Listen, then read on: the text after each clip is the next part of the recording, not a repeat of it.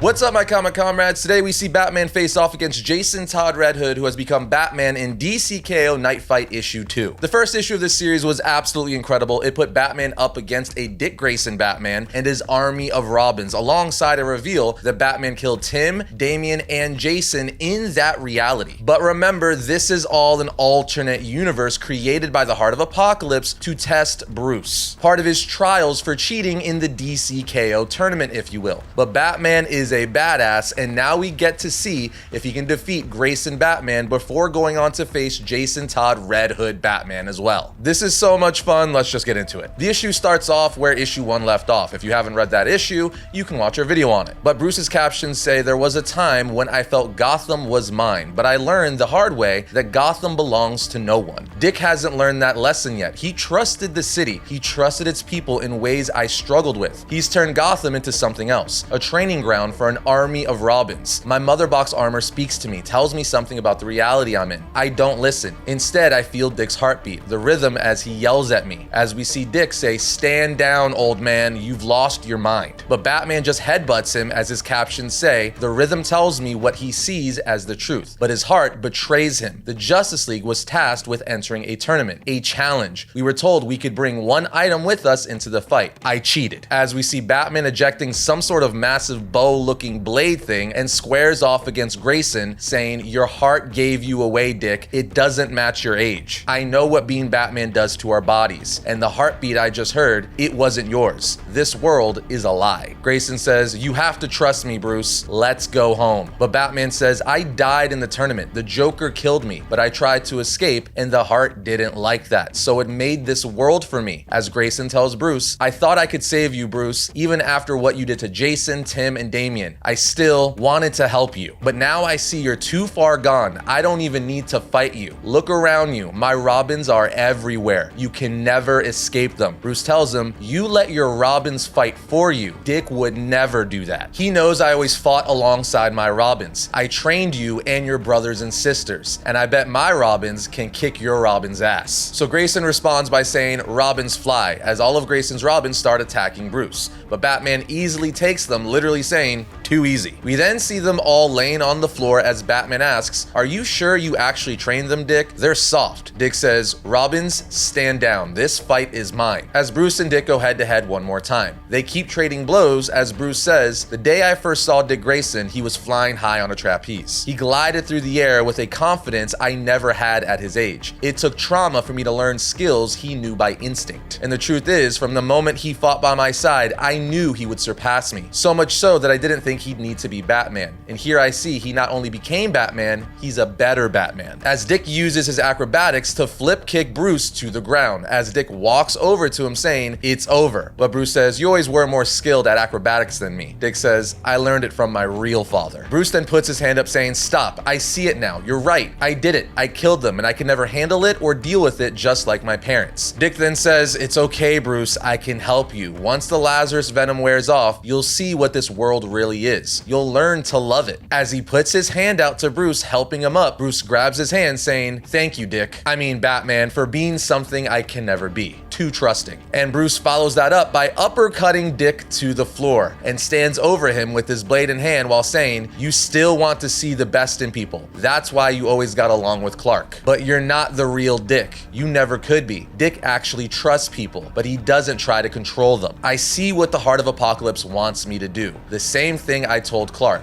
Don't hold back." As he lifts his blade to bring it down on Dick to kill him. But before he can, the Heart of Apokolips takes him into another reality where Bruce finds himself in a cell and wrapped in a straitjacket. Now this is where things turn and get really crazy. The Heart tries a different angle with Bruce by introducing Jason Todd as Red Hood Batman. He looks like a freaking battle tank. I love it. It's just downright amazing. And speaking of awesome, incredibly, the holidays are officially here, and we want to help you lock down your gift list and maybe land something solid from the Treat Yourself list as well. Well, to do that, we have teamed up with today's sponsor, Big Bad Toy Store, to bring you guys Variant's holiday wish list. In fact, Big Bad Toy Store launched a dedicated Holiday Central landing page featuring a ton of gift ideas, epic deals, stop motion holiday content, and exclusive creator recommendations all in one spot. And I have to say, the stop motion stuff they've been posting is just amazing. I just keep watching watching them over and over again because they remind me of the holiday specials I used to watch when I was a kid. Love it. Anyway, you'll find our curated wish list with the creator's holiday picks lineup, and it's pretty well rounded if I do say so myself, but the truth is I gave him a list that was like 20 plus items deep and Big Bad was like, calm down, bro. Either way, you will find a few collectibles we've shown you in the past along with several new ones like this Marvel Legends Maximum Series Hulk, which has several heads and face profiles along with a bunch of effects. Plus, it's the Hulk. Gotta have it. But then we have these TMNT The Last Ronin figures from NECA, which are ripped straight out of the comic. After that, we have this Star Wars Black Series Shadow Trooper wearable voice changer helmet, and one of my personal favorites, this amazing Superman the Mechanical Monsters 5 Points box set from Mezco, which is based on the 1941 animated short. This thing comes with both Superman and Clark Kent figures, along with Lois Lane the Mechanical Monster, 4 spot-on display environments, and a phone booth. You have to check this thing out, especially if you are a fan of the Golden Age like I am. Overall though, this is just to get you started. There is no shortage of dope in-stock items you can snag from brands all across fandom. Or if you wanted to keep the holidays rolling into the new year, they have high demand pre-orders that will arrive after the holidays as well. Just click the link in the description to check out our holiday picks, and from there you can load up or click their homepage icon to see their full Holiday Central landing page in all its glory. Because again, they're already running awesome deals and discounts along with newly dropped figures and limited run items. So happy hunting and let us know what you grab off our list. All right, jumping back into Knightfight issue 2, as Batman comes to and realizes he's in a cell, he begins to ask himself what is happening. Then on the next page,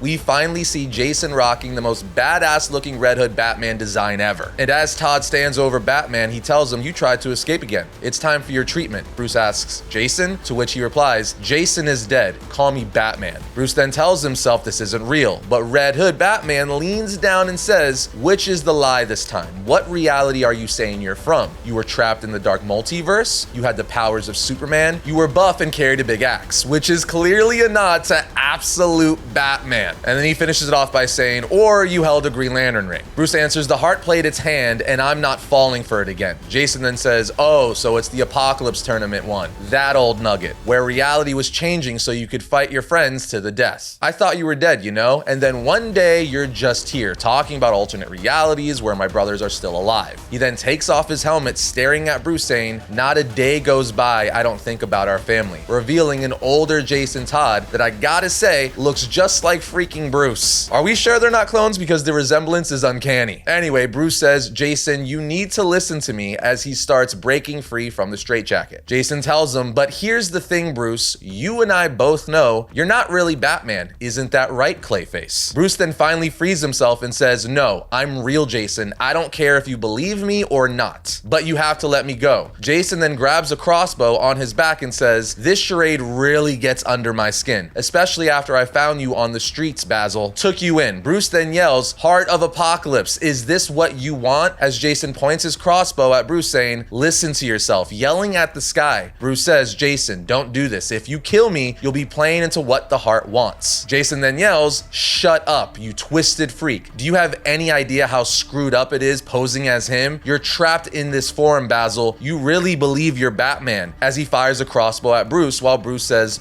"Fight me." But of course Bruce dodges and Jason and Bruce start fighting, with narration from Bruce saying, "The heart crafted this world around my fears. My fear that I let Gotham down, that I let Jason down. But I will always find another way. To break me down, the heart wants me to see that by not killing my enemies, I was failing the city and people I loved. That Jason's struggle was right. His instincts were the right way. That he would be a better Batman than me because he was willing to do what I couldn't." And as the two are fighting, Bruce is able to kick Jason into the cell, locking him in there, as Bruce runs out saying, "I'm sorry, Jason," with his caption saying, "This may not be the same Arkham I know, but going up has always resulted in a way out," as Jason yells from the cell, "You can't run, there is no escape." And when Bruce reaches the top of Arkham, he sees the Gotham City skyline and says to himself, "There's nothing here." The sky, as we see Jason has freed himself and is standing behind Bruce, telling him, "Now you're getting it, Basil. You're remembering the truth. You thought you were escaping Arkham, but Gotham is Arkham now. Batman always thought that I leaned into the violence of killing. That was his nightmare for me. No, I gave that up. The thing I learned from watching Bruce was how to be alone. And just like him, that was my destiny, to save Gotham alone." He then puts on his Red Hood Batman helmet as we see that Gotham is now inside of a dome, a dome that looks exactly like the Red Hood mask the Joker wore that night he fell into the chemicals. We also see green gas in the streets of the city. Bruce asks, what happened? Jason tells him, Joker, he launched the biggest joke of all. We managed to evacuate the city. The dome keeps Joker's irradiated gas trapped. I had to stay behind, keep it safe, isolated. The plus side is that not a single crime has happened in 20 years. Bruce asks, 20 years? By yourself? Jason tells him,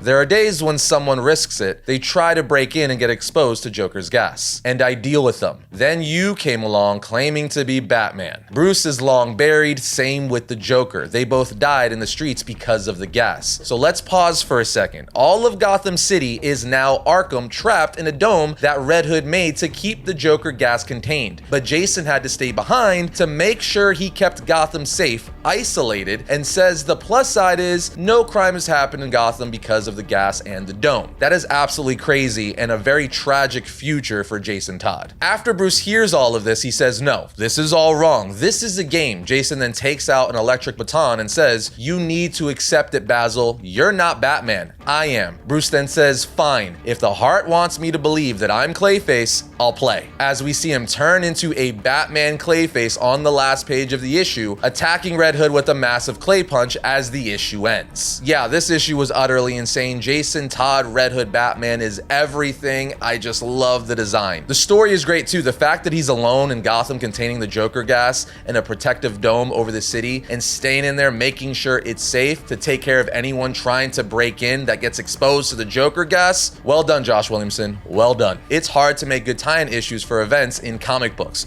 You don't really see them all that often, but truthfully, the DC K.O. ones have been great across the board so far. Specifically, the Knightfight series. I cannot wait to see where this goes next issue now that Batman's like, fine, you think I'm Clayface? I'm gonna turn into Clayface, which he's able to do because this is the KO tournament, so the Heart of Apokolips is letting characters do these things they wouldn't normally be able to do. So the next issue is gonna be Clayface Batman versus Red Hood Batman and Tim Drake Batman before ultimately concluding with Damian Wayne Batman, Bruce's son. This is all kinds of nuts and we have some good stories to look forward to. Obviously, we're geeking out about this, but what do you guys think? Let us know your thoughts down in the comments. Other than that, we will see you next time when we talk about all things comics.